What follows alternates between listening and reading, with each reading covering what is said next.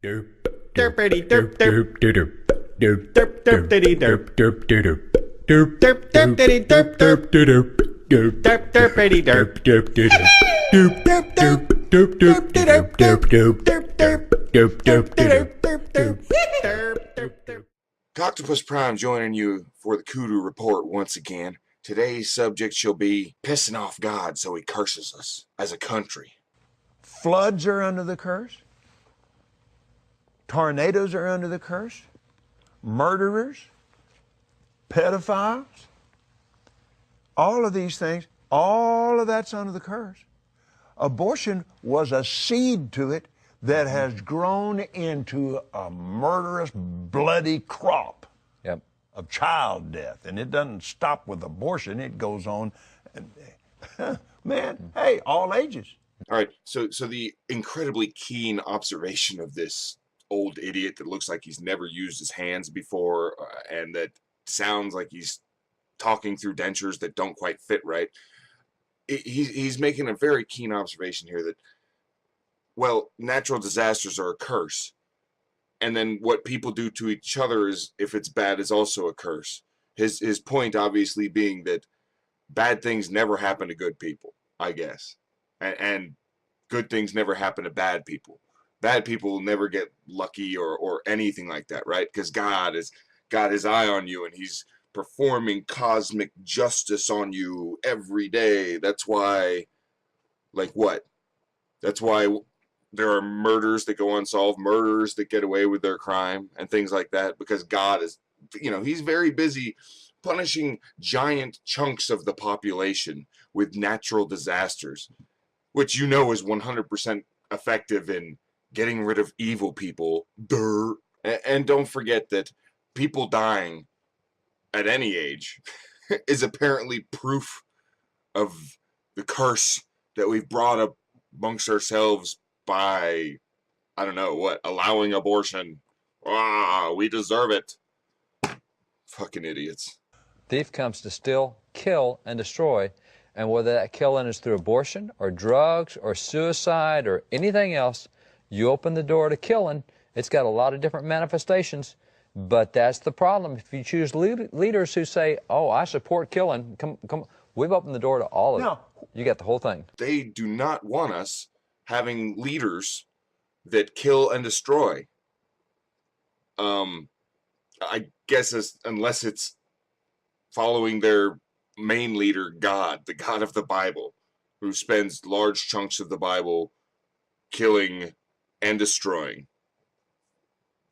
You guys are frustratingly fucking ignorant or just stupid. I don't know which it is, but it's fucking frustrating that you can sit there and say that, well, we've brought a curse from the God of the Bible has cursed our country because we have leaders that are okay with killing, even though the God of the Bible was the ultimate leader, and he was pretty fine with killing. I seem to remember a story where he said, fuck it, and flooded the whole planet. Killing not only the children, the babies, children of all ages, the pregnant women, the adults, the innocent animals, except for 2 of each kind, for Noah's Ark and all that. That's a story from the Bible. You're all loving God. Yeah, he cursed us all right. He cursed us with the Bible. When a nation does something bad, it gets judgment or it gets blessing right now in the present. On the spot. Sir. Which is why policies matter.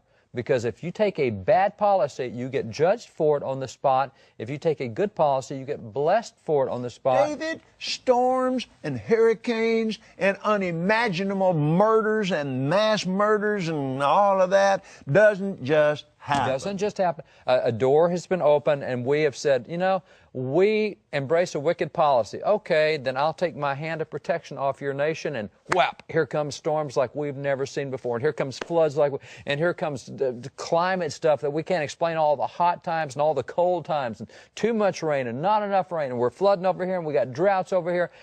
Congratulations to these two for succeeding in making God look like a 5-year-old throwing a temper tantrum. I didn't get my way. Well, I'm just going to fuck everything up. Oh, you need rain over here? Drought. Oh, you're going to flood over there? Rain. Bam. Take that, humans. I love my creation so much. I just constantly fuck with them. All of them. because I disagree with some of them. Keep in mind that the super religious and the super righteous and all of these people, they still get punished when the hurricane hits if they're in the path of the fucking hurricane. You know, the tornado that destroys an entire town, it didn't destroy an entire town of like heathens and atheists. There were religious people in that town, okay? And they got their houses destroyed too. But I guess God's just testing their faith or some bullshit. I don't know. It scares me that these people can just come up with bullshit on the spot and just explain away everything. Murder, natural disaster, everything bad in the world. And then say that because there are bad things happening to us, we deserve to have more bad things happen to us.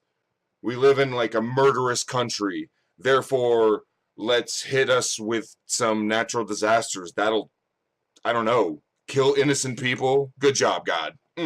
Let's worship that God. And you know, back in the early America days, when something like that happened, first thing they did was issue a call for a national prayer day of repentance, humiliation, Yes. fasting, and prayer.